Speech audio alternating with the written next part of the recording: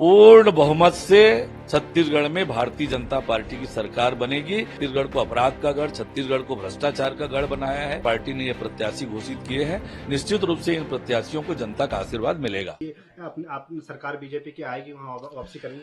निश्चित रूप से भारतीय जनता पार्टी हर चुनाव को चुनौती के रूप में लेती है और चुनाव को गंभीरता से लड़ते हैं।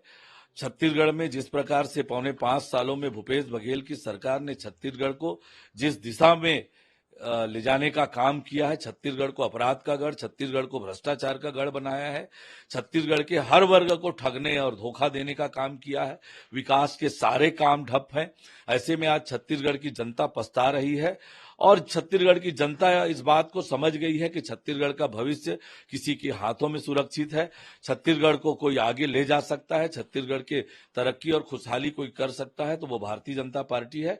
इसलिए पार्टी को भरपूर जनता का आशीर्वाद मिल रहा है और निश्चित रूप से नवंबर में छत्तीसगढ़ में कमल खिलेगा, भारतीय जनता पार्टी की सरकार बनेगी। सर, कितने सीटें आप लोगों की आएगी और किन मुद्दे पर जाएंगे चुनाव में? पूर्ण बहुमत से छत्तीसगढ़ में भारतीय जनता पार्टी की सरकार बनेगी।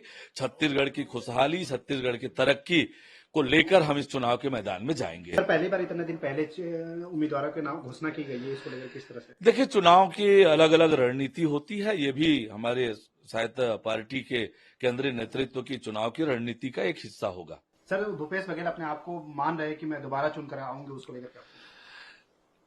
ये तो जनता का अधिकार है, जनता किसे मौका देगी।